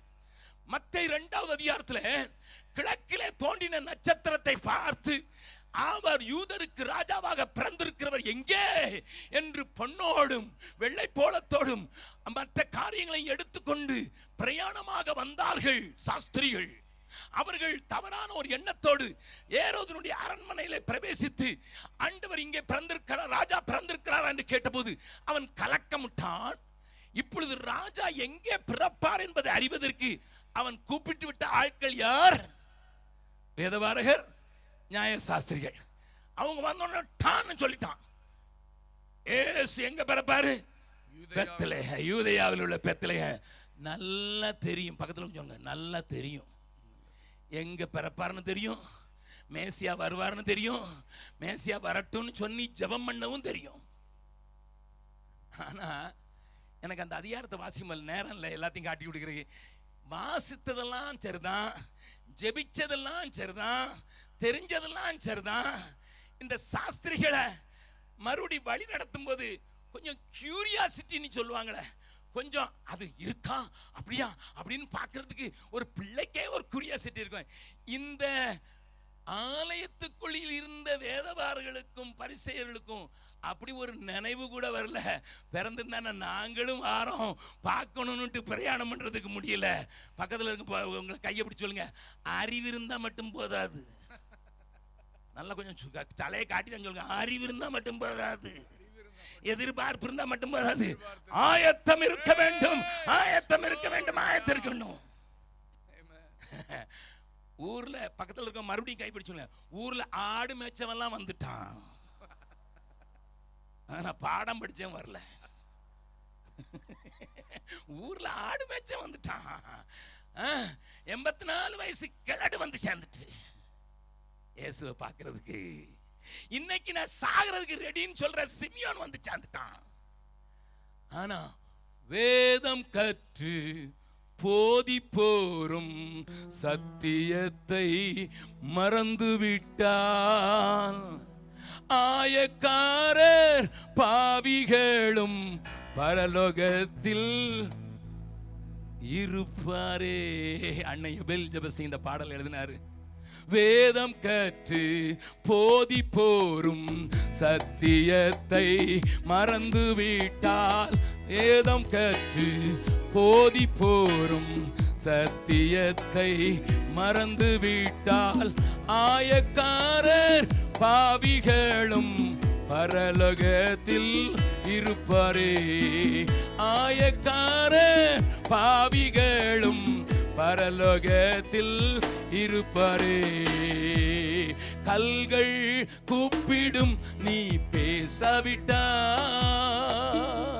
இந்த கல்கள் கூப்பிடும் நீ பாடாவிட்டால், கல்கள் கூப்பிடும் நீ பேசாவிட்டால், இந்த கல்கள் கூப்பிடும் நீ பாடாவிட்டால். இயேசு வர்றான்னு சொல்லுவாங்க, இயேசு வர்றான்னு அடையாளம் சொல்லுவாங்க, இயேசு வருவாருங்கிறதுக்கு ஜெபம் பண்ணுவாங்க. ஆனா ஆயத்தன்னு சொல்லும் போது இல்ல. அதனால ஆட்டிடையர்கள், அன்னாள் என்கிற ஏழை விதவை, சிமியோன் என்கிற அபிஷேகம் பெற்றிருந்த ஒரு தேவ மனுஷன் தரிசித்தத இந்த மக்கள் தரிசிக்க முடியாம போயிட்டாங்க. அயல் நாட்டிலிருந்து இத்தனை தூரம் பிரயாணம் பண்ணி சாஸ்திரிகள் தரிசித்தவரை முதல் வரையில தரிசிக்காம போயிட்டாங்க. நீங்க அப்படி இருக்க கூடாதுன்னு சொல்லித்தான் இயேசு தன்னுடைய ஜீவிய ஓட்டத்தின் இறுதியில 4 முக்கியமான உதாரணங்களை உவமைகளாக தன்னுடைய ஊழியத்தினுடைய இறுதி நாட்களிலே அழுத்தமாக பேசுவதற்கு சொன்னதைத்தான் மத்தேயு எழுதின சுவிசேஷம் 24வது 25வது அதிகாரத்தில் வாசிக்கிறோம். நல்லா கவனிங்க. These 2 chapters are very important chapters in the life of a person who comes to God. தேவனிடத்தில் நெருங்கி வருகிறவர்களுக்கு இந்த 4 ஓமை மிகவும் முக்கியமான ஓமைகள். ஏனென்றால் அங்கே ஆண்டவராகிய இயேசு தன்னுடைய 2ஆம் வருகையை குறித்து ஏராளமான காரியங்களை அடையாளங்களாக சொன்ன பின்பு, listen my dear people of God, my dear church of God, listen, நன்றாய் கவனியுங்கள். இந்த காரியங்கள் நடக்கும் என்று அநேக காரியங்களை, யுத்தங்களை குறித்து, பஞ்சங்களை குறித்து சொன்ன ஆண்டவர் 4 முக்கியமான ஓமைகளை தன்னிடத்தில் நெருங்கி வந்தவர்கள், தன்னை சேர்ந்தவர்கள், தன்னை சார்ந்து கொண்டவர்களுக்கு விளங்கும்படியாக 4 ஓமைகளை சொல்கிறார். கொஞ்சம் வேகமாக பார்க்க போகிறோம். உங்களை உரிய நேரத்தில் நான் அனுப்பிவிடுவேன் என்று நினைக்கிறேன். மத்தேயு எழுதின சுவிசேஷம் 24வது அதிகாரத்தில் நீங்கள் பார்க்க வேண்டிய ஒரு காரியத்தை அழகாக ஆண்டவர் எழுதி வைத்திருக்கிறார். ஏனென்றால் 44வது வசனத்தில் இருந்து 25வது வசனத்தின் இறுதி வரை அவர் சொன்ன 4 ஓமைகளை கொஞ்சம் வேகமாக சொல்ல வந்த காரியத்தை கொஞ்சம் அழுத்தமாக சொல்லிவிட்டு நான் உங்களிடத்தில் விடைபெற விரும்புகிறேன். வாசிக்கலாம். நீங்கள் நினையாத நாழிகையிலே மனுஷகுமாரன் வருவார். ஆதலால் நீங்களும் ஆயத்தமாயிருங்கள். முதலாவது ஓமையிலே அவர் சொல்லுகிற காரியத்தை பாருங்கள். ஏற்ற வேளையிலே தன் வேலைக்காரருக்கு போஜனம் கொடுத்து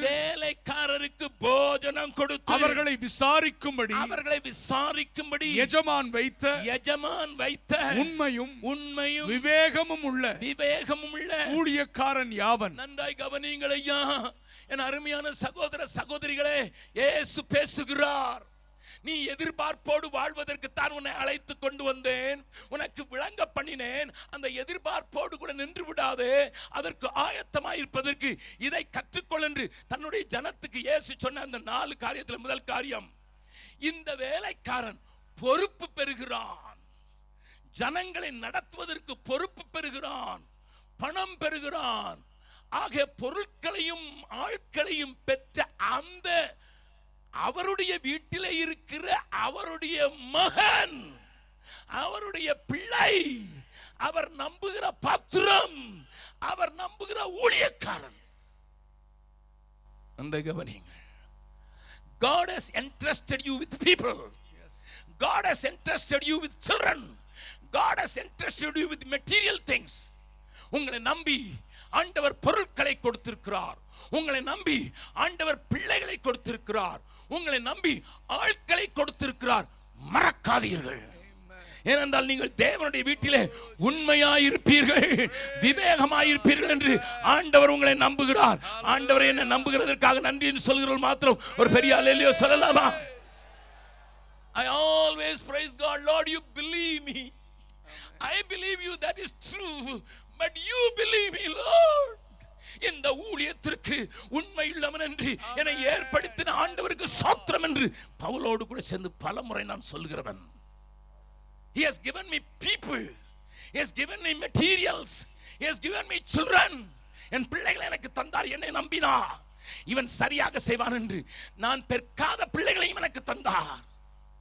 8 பிள்ளைகளுக்கு தகப்பன் நான். அதோடு கூட என்னோட வீட்டுக்கு வந்து பார்த்தீங்கன்னா இன்னும் 4 பேர் இருக்காங்க. அவங்களையும் படிக்க வச்சுட்டு அவங்களையும் போட்டுட்டு நான் என்ன 1 டஜன் வைக்கிறது எனக்கு ரொம்ப ஆசை. இயேசுவை 12 வச்சிருந்தாரு. அல்லேலூயா, ஆமென். எங்ககிட்ட ஜெர்மனில இருந்து ஒரு சகோதரன் குடும்பமா ஊழியம் செய்ய வந்திருக்கிறார். ஊழியம் செய்யறதுன்னா polytechnical is an engineer, appointed engineer. They are living in the border of Germany. Russia தேசத்திலிருந்து ஜெர்மனிக்கு ஸ்டாலின் ஆட்களை கொண்டு போகும்போது கடத்தி கொள்ள போயிட்டு அங்க பெந்தேகோஸ்து அனுபவத்தை பற்றி ஜெர்மன் சபைகள் மிகவும் நேர்த்தியான சபைகள். அநேக சபைகளில் நான் பேசியிருக்கிறேன். அதுல ரூடி என்ன ஒரு சகோதரன், அவருடைய மனைவியும் இந்தியாவில் வந்து நாங்கள் ஆண்டவருக்காக எதையாலும் செய்யணும், எங்களுக்கு கொடுத்துருக்க தாளந்தை உபயோகப்படுத்தணும்னு இன்ஜினியராக வந்து இருக்கிறாங்க. அவங்க வரும்போது 2 பிள்ளை இருந்தது. இப்போ 4 மாசத்துல 3வது ஒன்று குவா வரப்போகுது. என் மகா டாக்டர், அதனால அவட்ட கேட்டிருக்கிறாரு, ரூடியுடைய மனைவிட்ட கேட்டிருக்காரு, உங்க பிள்ளைங்க இப்போ சின்ன சின்னதாக இருக்கு, 3வது வேற வரப்போகுது, அதுவும் பீகாரில் 50 டிகிரியில் நீங்கள் இருந்தது -50 டிகிரியில் இருந்த ஆளை தூக்கி கொண்டு இங்கே கொண்டு போட்டிருக்குது 50 டிகிரியில். அந்த அம்மா சொல்லிச்சான், என்ன சொல்லிச்சான் தெரியுமா? என்ன சொல்லிச்சான் என் மகிட்ட? ஜாய், நல்லா கவனி, நான் 12 பிள்ளை ஆண்டவர்கிட்ட கேட்டுக்கிட்டு இருக்கேன். 21வது நூற்றாண்டுல ஜெர்மனியில் இருக்கிற ஆளு 12 பிள்ளை வேணும்னு கேட்டு இப்போ தான் 3 வந்திருக்குது. அப்போ என் மக கேட்டா, எனக்கு ஒரு பிள்ளையே வளர்க்குறதுலே போதும்னு ஆயிடுது, இடுப்பெல்லாம் வலிக்குது, ஓடி கால் வலிக்குது, அவன் ஓடுற ஓட்டம்லாம் ஓட முடியும், சாப்பாடு ஊட்டுறதுக்குள்ளே எனக்கு ட்ரில் வாங்கிடுது, கொலஸ்ட்ரால் பாதி ஆயிடுச்சு. நீ எப்படி சொன்னா, முதல் பிள்ளைய ஒழுங்கா வளர்த்தா முதல் பிள்ளை எல்லா பிள்ளையும் வளர்த்து கொடுத்துரும். அல்லேலூயா. இந்த கலையை கற்றுக்கொண்டவன் நான். அதனால எப்பவும் 12 வைக்கிறதுல ரொம்ப ஆசை. நல்லா கவனிங்க, நல்லா கவனிங்க. In our house there are 12. You can come and see. யாரை கேட்டாங்க, யாருமா? உங்க மக தான். இன்னைக்கு கூட எங்க தாத்தான்னு ஒரு பிள்ளை வந்து வந்திருக்கா. அல்லேலூயா. அவங்க அப்பாவை நான் வளர்த்தேன், அதனால அவன் தாத்தான்னு எனக்கு கூப்பிடுறான். அல்லேலூயா. கர்த்தருடைய பரிசுத்த நாமத்துக்கு ஸ்தோத்திரம். நான் எதுக்கு இதை சொல்ல வரேன் தெரியுமா? நல்லா கவனிங்க, நல்லா கவனிங்க. என்னை நம்பி பிள்ளைகளை தந்திருக்காரு. பக்கத்தில் உங்க சொல்லுங்க, என்னை நம்பி பிள்ளைகளை தந்திருக்காரு, பொருட்களை தந்திருக்கிறாரு, பெரிய ஃபேக்டரி வச்சிருந்தா ஆட்களை தந்திருக்கிறாரு, நண்பர்களை தந்திருக்கிறாரு. எப்படி ஹேண்டில் பண்ண போறேன்? அவர் வரும் நாளிலே என்னை கரமசைத்து அன்பை கூப்பிட்டு சேர்த்து கொள்வா. அவர் சமூகமதில் அங்கே அவருடனே ஆடி பாடியே மகிழ்ந்திடுவேன். ஆனா இந்த வேலை ஆளு, நம்பின ஆளு வர்றதுக்கு லேட்டாகும், அடி குத்து. அவனுக்கு போடுற ஷாப்பில் இங்கே உள்ள அல்லேலூயா, அவனுக்கு கொடுக்கறதில்ல. இங்கே நான் ஒரு வீட்டில் குடியிருந்தோம், தூத்துக்குடியில் வாடகை வீட்டில். அந்த வீட்டுக்கார அம்மாவுக்கு 5 பிள்ளை. அந்த அம்மா காலையில் உணவு ஊட்டுறதை பார்த்தா எனக்கு ஆச்சரியமாக இருக்கும். ஒரு பிளேட்டில் சாப்பாடை போட்டு சாம்பாரை ஊற்றி 5 பிள்ளையும் வரிசையாக நிறுத்தும்.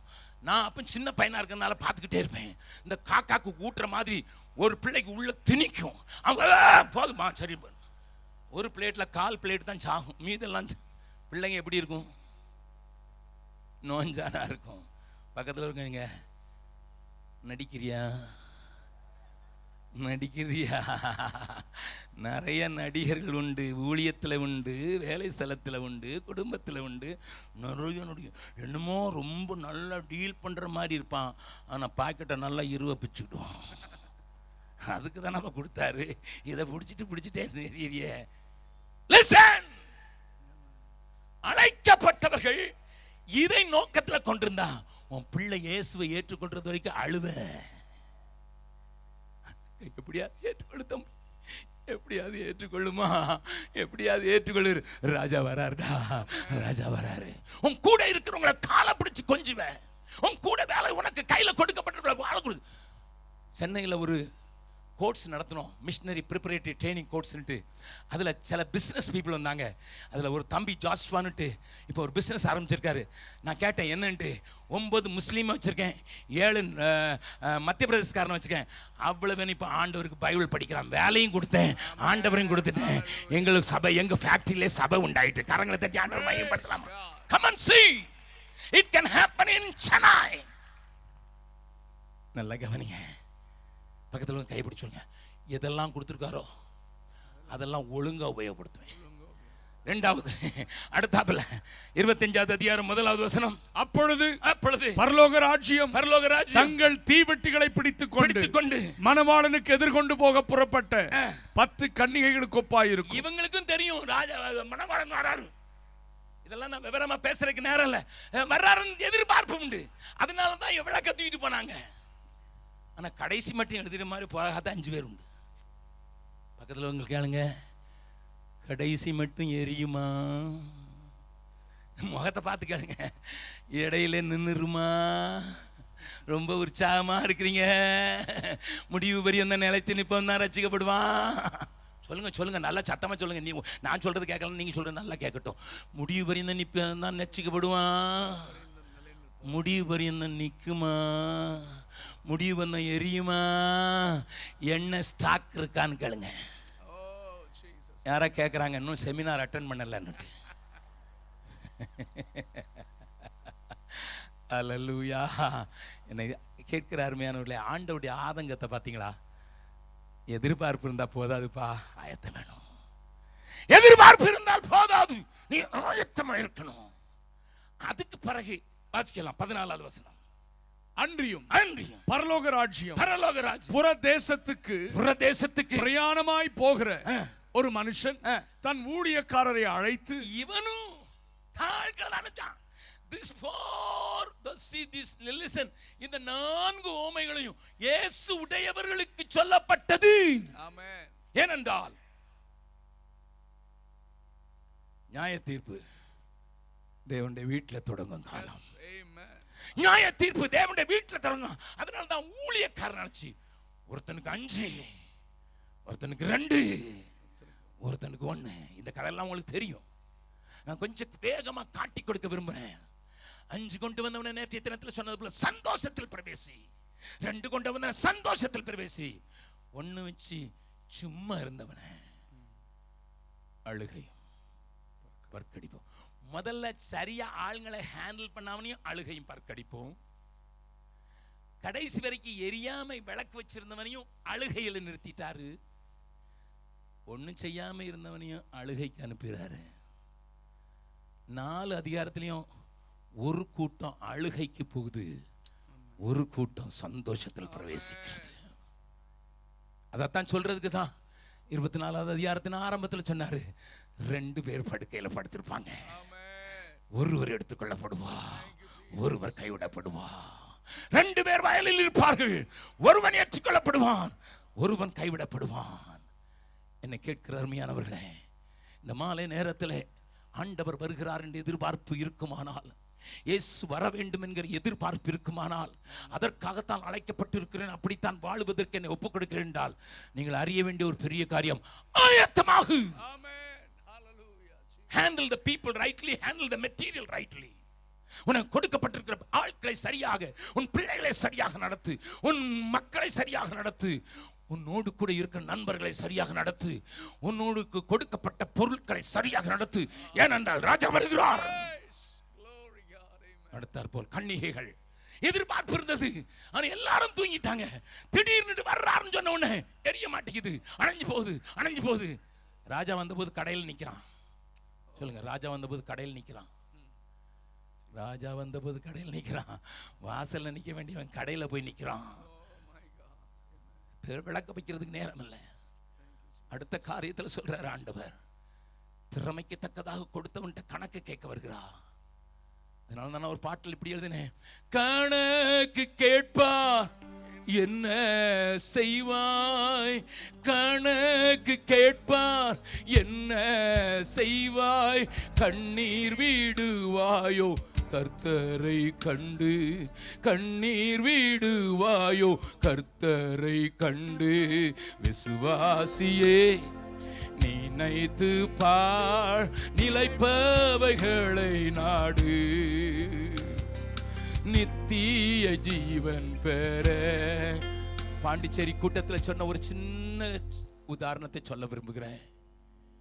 பீகார்ல போன மார்ச் மாசத்துல நடந்த ஒரு உபவாச கூட்டத்தில் 9000 பேர் வந்தாங்க. ஆண்டவரை புதிதாக ஏற்றுக்கொண்டவர்கள். அவர்களை நாங்கள் தேசத்துக்காக மாத்திரம்தான் ஜெபிக்க வைக்கிறது, தனி ஆட்களுக்காக ஜெபிக்க வைக்கிறது இல்லை. ஆகையினால தேசத்தின் காரியங்களை சொல்லி சொல்லி 3 நாள் உபவாசம் பண்ணி அழுகையோடு ஜெபிக்கிற 9,000 பேரை நான் பிரசங்கம் பண்ணிவிட்டு பக்கத்தில் வீட்டுக்குள்ள நுழையும் போது ஒரு சகோதரி அண்ணே அண்ணே அண்ணே அண்ணே அண்ணே அண்ணே பின்னால் ஓடி வந்தா. நான் சொன்னேன், உன்னை மட்டும் பார்த்தா 9,000 பேர் வந்துடுவாங்கம்மா, நான் யாருக்கும் இங்கே தனியாக ஜெபிக்க மாட்டேன்னு சொல்லும்போது, ஜெபிக்க வரலண்ணே அப்படின்னுட்டு என் பின்னாலே வீட்டுக்குள்ள வந்துட்டா. பெட்ரூம் வரைக்கும் வந்துட்டா. என் மனைவி உள்ள இருக்கா. அப்போ நான் சொன்னேன், என்னம்மா? அண்ணே அண்ணே, நான் உங்கள்கிட்ட ஒரு காணிக்கை கொடுக்க வந்தேன். எனக்கு அவளை தெரியும், விதவை, 3 பொம்பளை பிள்ளைங்களை வச்சிருக்கா. அந்த விதவை பீகார்ல அறுத்தாதான் சாப்பாடு. நெல்லுன்னு அடிக்கும் போது நெல் அறுத்து அதை ஸ்டாக் பண்ணுவாங்க. கோதுமை இருக்கும்போது கோதுமை அரிக்கி ஸ்டாக் பண்ணுவாங்க. அதான் சாப்பாடு, பேசிக் ஃபுட்டு. மற்றதுக்கு தான் அந்தந்த வேலை செய்வாங்க. விதவை, 3 பொம்பளை பிள்ளைங்க, கல்யாணம் கட்டுற வயசு. அவ சொன்னா, அண்ணே போன கன்வென்ஷன் அக்டோபர் மாசத்துக்கு வந்திருந்தேன். நீங்க சொல்லும் போது சொன்னீங்க, ஒரு கிராமத்து சபைக்கு எப்படி நீங்க அது வந்ததுன்னு சொன்னீங்க, சாட்சியா சொன்னீங்க. 15,000 சென்னையில் இருக்கிற ஒரு அம்மா கொடுத்துச்சு. அதை வச்சு 2,000 பேருக்கு சுவிசேஷம் சொன்னோம். இந்த இடத்துல ஒரு சபை வந்துட்டுன்னு சொன்னீங்க. அது என்ன தொட்டுச்சு. என் வாலிப பிள்ளைகள், குமரி பிள்ளைகளை வச்சுட்டு நான் ஆண்டவருக்கு சம்பாதிக்கிற போக முடியாது. நான் 24 மணி நேரம் அவங்களோட இருக்கணும். நான் யோசித்து பார்த்தேன், என்னால் முடியலையே, எப்படி சம்பாதிக்கிறதுன்னுட்டு எனக்குள்ள ஒரு தீர்மானம் டிசம்பர் மாதத்தில் பண்ணேன். அடுத்த தடவை அண்ணனை சந்திக்கும் போது 2 கிராம ஊழியத்துக்கு 2,000 பேர் சந்திக்கிற ஊழியத்துக்கு நான் கொடுப்பேன்னு தீர்மானம் பண்ணேன். ஆனால் காசே இல்லை. ஜனவரி மாதத்தில் அறுவடை வந்துச்சு. பிப்ரவரி மாதத்தில் அறுத்ததை நெல்லை அரிசியாக்கி நான் கொண்டு மார்க்கெட்டில் விற்றேன். 32,000 ரூபா வந்துச்சு. வந்திருக்கேனே, என் கையெல்லாம் ஆட ஆரம்பிச்சிட்டு, நடுங்க ஆரம்பிச்சிட்டு, கண்ணில் கண்ணீர் வந்துருச்சு. அந்த அம்மா கேட்கிறா, எதுக்கு அழுகிறீங்க? நீங்க தானே சொல்லி கொடுத்தீங்க ஆத்மாக்களை ஆதாயம் பண்ணுகிறவன் ஞானம் உள்ளவன் என்று, ஏன் என்னைய தடுக்கிறீங்க? நான் சொன்ன, உனக்கு 3 பிள்ளைங்க இருக்கிறாங்க, திருமணமாக வேண்டியவங்க இருக்காங்க, அவங்கள வேலைக்கு அனுப்ப முடியாது, அவங்கள காப்பாத்துறதுக்கு வச்சிருந்த அரிசியை எடுத்து வித்துட்டு வந்திருக்கிய. நான் உன்னை பார்த்து அழாம என்ன செய்வேன்னு நான் கேட்டேன். இப்படி பேசிக்கிட்டு இருக்கும்போது பின்னால ஒரு தம்பியும் ஓடி வந்துட்டான். வந்து அவன் சொல்றான், அக்கா அவங்களை எங்கெல்லாம் தேடுறது? அவன் நான் பேசிக்கிட்டு இருக்கும்போதே சொல்றான், என்னக்கா எங்க தேடுறது? பேங்க் மேனேஜர் 2 நாள் அவங்கள தேடிக்கிட்டு இருக்காரான் ஊர்ல. நீங்க இங்க வந்துட்டீங்க, நான் தேடி இங்க வந்துட்டேன். எதுக்கு பேங்க் மேனேஜர்? அவ புருஷன் எங்க வேலை செஞ்சானே தெரியாது, எந்த கம்பெனியில் செத்தானே தெரியாது. சில வருடங்களுக்கு முன்னதாக செத்தவனுக்கு கம்பெனிக்காரன் பார்த்து உதவி தொகையா 6 லட்சம் ரூபா அனுப்பிச்சிருக்கான். அதை தேடிதான் பேங்க் மேனேஜர் தேடி இருக்கிறாரு. அக்கா வாங்க அக்கா. அந்த பொண்ணு என்னைய பார்த்து சொல்றா, அண்ணே கர்த்தருக்கு கொடுக்க விடாம தடுத்தீங்க பாத்தீங்களா, என் ஆண்டவர் என்னுடைய தேவையை காட்டிலும் அதிகமாக செய்து விட்டார் என்று சொல்லி மகிழ்ந்தாலே பார்க்க வேண்டும். உங்களை தட்டி விடுறதுக்காக சொல்லல, அப்படிப்பட்ட ஜனங்களை எழுப்பி இருக்கிறோம். தங்களுடைய ஆகாரத்தையும் பாராமல் ஆத்துமாக்களை ஆதாயம் செய்கிறதற்கான ஒரு கூட்டத்தை வட இந்தியாவில் எழுப்பி ஆண்டவருக்காக உயிரை கொடுக்கிற ஒரு கூட்டத்தை எழுப்புவதற்கு கர்த்தர் உதவி செய்தார். அதற்கு நீங்கள் காரணம். நீங்கள் அனுப்பி தந்தீர்கள், நீங்கள் எங்களை தாங்கினீர்கள். இறுதியான ஒரு காரியத்தை காண்பித்து கொடுத்து முடிக்கிறேன். 25வது அதிகாரம் நமக்கு தெரியும். அதில் இருக்கிற காரியத்தை பார்க்கலாம். அங்கே ஆண்டவர் சொன்ன காரியம் நமக்கு தெரியும். 32, 31, 32.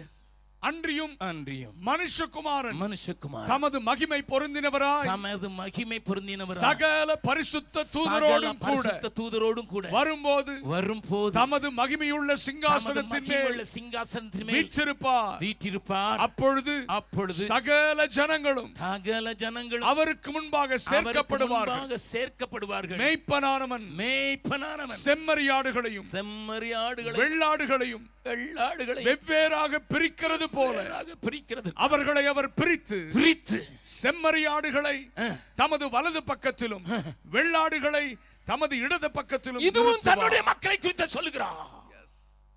இதுவும் தன்னுடைய மக்களை குறித்து.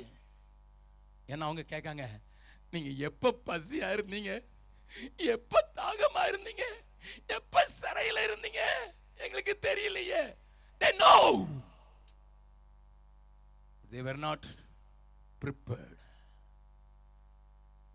செய்தவைகளை மாத்திரமல்ல, செய்யாதவைகளுக்கும் கணக்கு கேட்கிற காலம் சபைக்குள்ளே வருகிறது. ஊழியம் செய்தவனுக்கும் ஊழியம் செய்யாதவனுக்குள்ள வித்தியாசத்தை காண்பிக்கிற நாட்கள் சீக்கிரமா வருகிறது. மறுபடியும் சொல்கிறேன், ஊழியம் செய்தவர்களுக்கும் ஊழியம் செய்யாதவர்களுக்கும் உள்ள நாளை காண்பிப்பதற்கு என் ஆண்டவர் மேகமேதிலே வருகிறார். அன்றைக்கு தெரியும் யார் ஆண்டவருக்கு ஊழியம் செய்தார்கள், யார் ஆண்டவருக்கு ஊழியம் செய்யவில்லை என்று.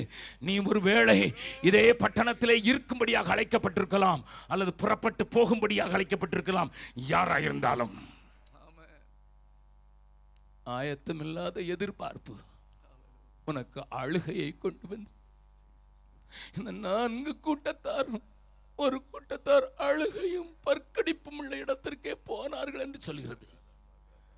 உங்களுக்காக நான் இருதயத்தின் ஆழத்திலிருந்து ஜெபிக்கிறேன். என் ஜனங்கள் எதிர்பார்க்கிறார்கள். டிவியிலெல்லாம் 2வது வருகை குறித்து பேசுகிறார்கள். ஆனால் என் தேசம் ஆண்டவரை அறிய வேண்டிய விதமாக அறிவதற்கு, என் தேசம் செயல்படுவதற்கு, என் மக்கள் செயல்படுகிறவர்களாக மாறிவிட வேண்டும். ஏனென்றால் இந்த ராஜ்யத்தின் சுவிசேஷம் பூமியின் சகல ஜாதிகளுக்கும் சுவிசேஷமாக அறிவிக்கப்படும். அப்பொழுது முடிவு வரும். நம்புற மாத்திரம் ஒரு பெரிய ஆளு சொல்லலாமா? முடிவு வரணுமா? நம்முடைய பாடுகளுக்கு, நம்முடைய கண்ணீருக்கு, நம்முடைய வியாதிகளுக்கு, நம்முடைய வேதனைகளுக்கு முடிவு வர வேண்டுமா? ஒன்று செய்வோம். சுவிசேஷ பாரம் ஒன்றே என் சுமையாக மாற வேண்டும். சுவிசேஷ பாரம் ஒன்றே என் சுமையாக மாற வேண்டும். என் தேச எல்லை எங்கும் அவர் நாமம் சொல்ல வேண்டும் என்று சொல்லுகிறவர்கள் மாத்திரம். யாரும் கண்ண மூட வேண்டியதில்லை. ஏன்னா நம்மளுடைய குடியிருப்பு இந்த நம்முடைய குடியிருப்பு பரலோகத்தில் இருக்கனால நான் யாருக்கும் பயப்படாமல் இல்லை. நான் தைரியமாக சொல்ல போகிறேன்.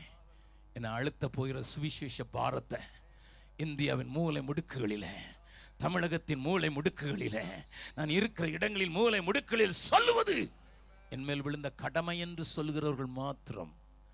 சுவிசேஷத்தை நான் பிரசங்கியாவிட்டால் எனக்கு ஐயோ என்று சொல்கிறவர்கள் மாத்திரம்.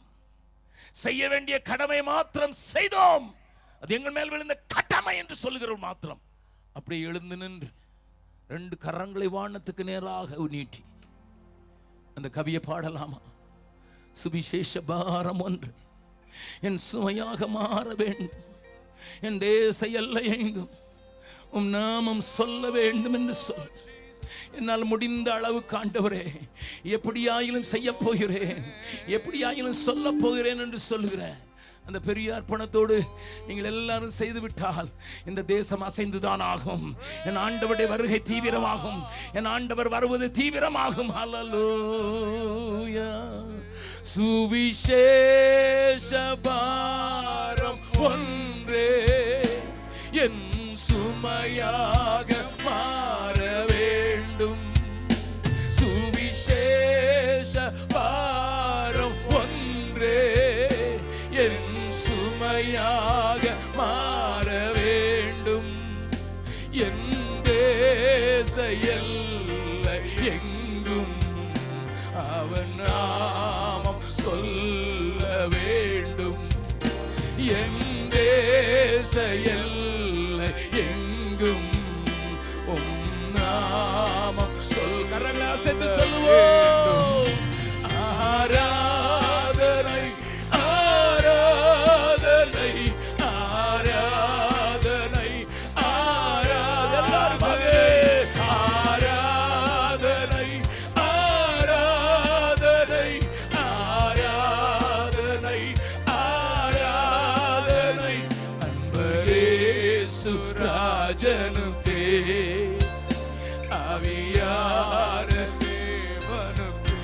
ஒரே ஒரு நிமிடம் நின்று கண்களை மூடி, கண்களை கைகளை கூப்பி, ஆண்டவரே இந்த சுவிசேஷம் செல்றதுக்கு இவர் வேலை விதவை, அவளுக்கு அது முடியுமான எனக்கு என்ன முடியும்னு காட்டுங்க.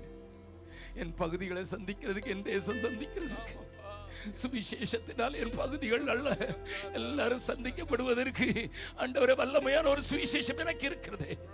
அது செய்வதற்கு நான் என்ன செய்யணும்னு சொல்லுங்க. மரியாள் சொன்னது போல சொல்கிறேன், அவர் உங்களுக்கு என்ன சொல்லுகிறாரோ அதன்படி செய்யுங்கள். தண்ணீர் திராட்சரசமாக மாறட்டும். தண்ணீர் திராட்சரசமாக மாறி இதுவரை இந்த ரசம் எங்கே இருந்தது என்று சொல்லுவதற்கு ஒரு சத்தம் தேசத்தில் தொனிக்கப்படட்டும். இதுவரை இந்த ரசம் எங்கே இருந்தது, இதுவரை எங்கே இருந்தது என்று சொல்லுகிற சத்தம் இருக்கு. அவர் உங்களுக்கு என்ன சொல்கிறாரோ அதன்படி சொல்லுங்கள். எல்லாரும் மறுபடியும் பாடலாமா? சுவிசேஷ